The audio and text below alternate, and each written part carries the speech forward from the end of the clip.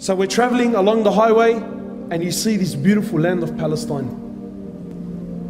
And in the midst you see this odd object, that has nothing to do with the surroundings. And it's a container, just a container that's sitting in the middle of bush. You think, how did that possibly get there? You know what it is, brothers? Assalamu alaikum wa rahmatullah.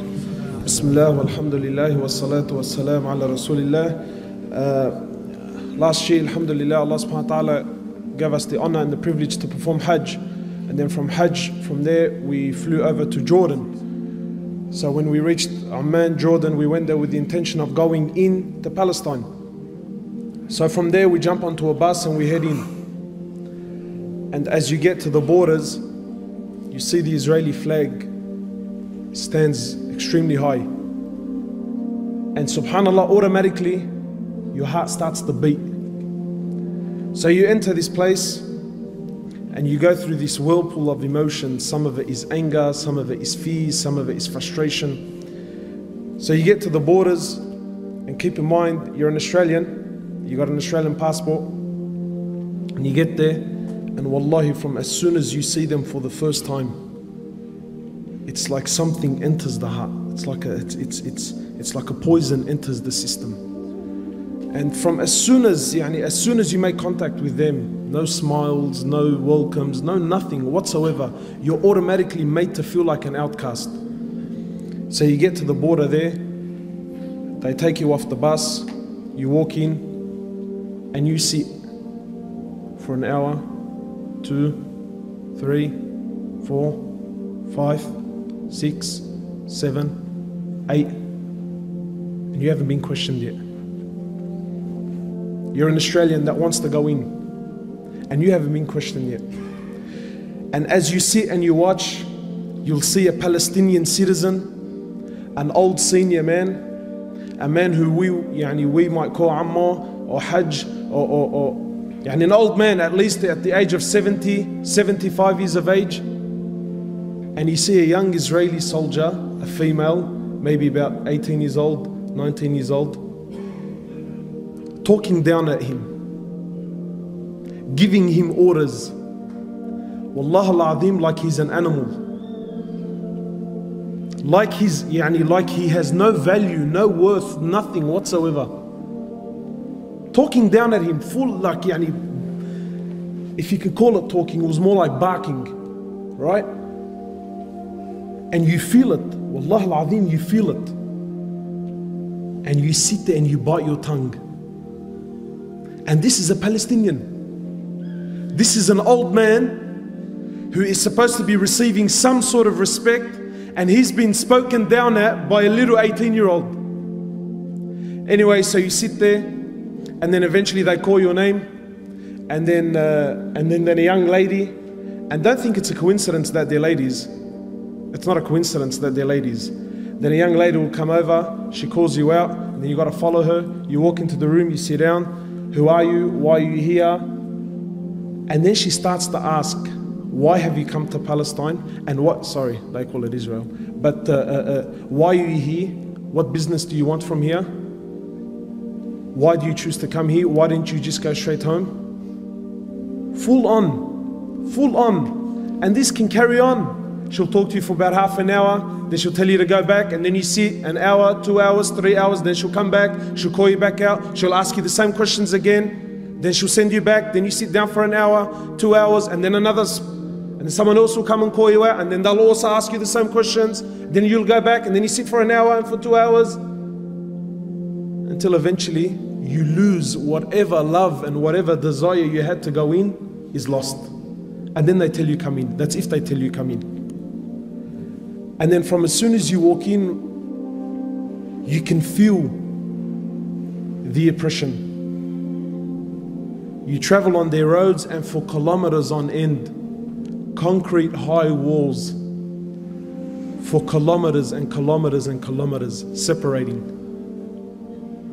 And then when you reach their suburbs, the concrete walls, they start to have paint and artwork so that it doesn't look as intimidating.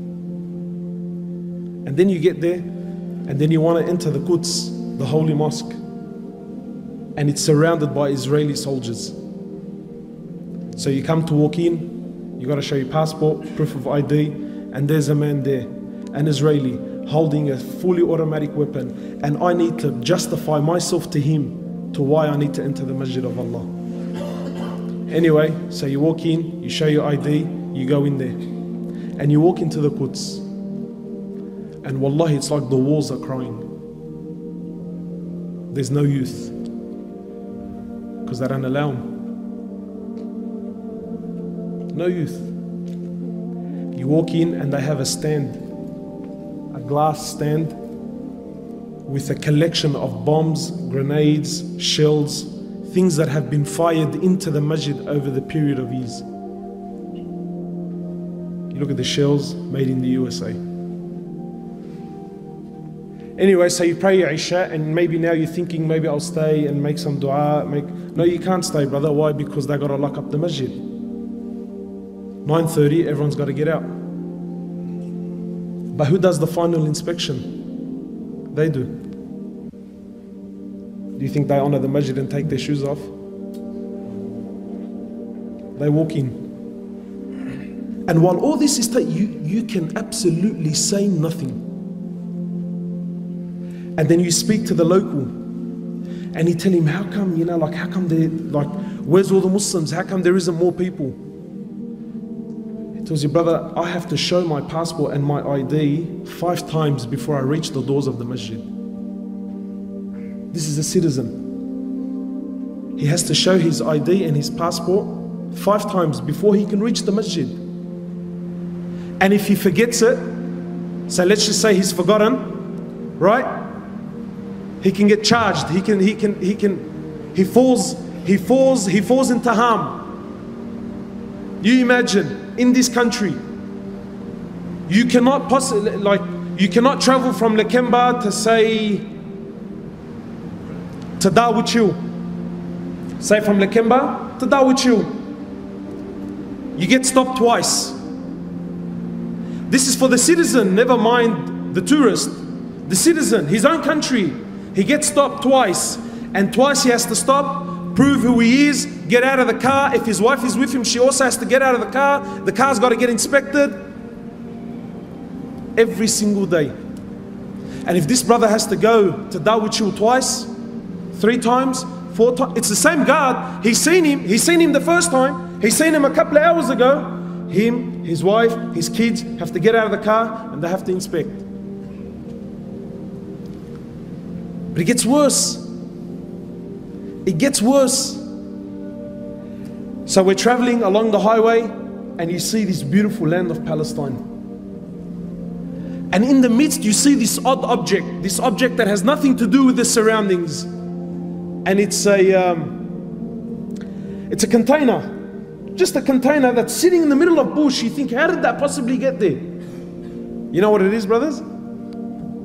It's Palestinian land that some Jewish person puts his container on there, but it doesn't do anything. And it sits for a month, 2, 3, a year, 2 years, until it becomes normal to you. Until the Palestinians no longer question the container. And then what does he do? He builds a house there. It's become his land. And you see these little containers everywhere. And you see these little containers everywhere. My time is almost up. I'll share just a few things with you. When we went to Masjid al-Khalil, that's where our Prophet Ibrahim alayhi salatu wasalam is buried. This isn't, I'm not trying to put spices here. This is history, you can look it up. Masjid al-Khalil was a masjid that belongs to the Muslims. In 1994, Salat al-Fajr, the Muslims were there praying Salat al-Fajr. A Jew from the States, a doctor, walks in and opens fire to the Muslims that were praying. While in sujood, kills 30 and wounds 125. So what do you think happened? I'll tell you what happened. They closed off the mosque. They made an investigation. You know what the result of the investigation was? They turned half of it into a synagogue. And this, whatever you want to call him, his grave became a shrine. And extremist Jews used to go there and make pilgrimage at his grave. A hero. You know, my brothers, wallahi, when you visit Palestine, it's not like hearing about it and seeing it on TV. You see the oppression in the eyes of the Muslims. Wallahi, you see it. And you can see in their eyes that they've given hope in the Muslims. Wallahi, there are so many experiences that I wish I could share with you, but my time is short. But finally, the reality is that they want you to forget about Palestine. And that's the truth. They don't want you, they don't want your money, they don't want your tourism, they want nothing. You and this place needs to finish. And so long as this place is not in the eyes of the Muslims, it's not in the hearts of the Muslims, then for them this is good. Have you ever asked yourself, why is it we know so little about Palestine? I'll end with this. This was a request of the Imam of Masjid al-Quds. He said to me, please go back and tell the youth of Islam to come and visit this place. He said, come and visit. And wallahi, understand that what's happening in Palestine is very real. Very, very, very real. Jazakallah khair.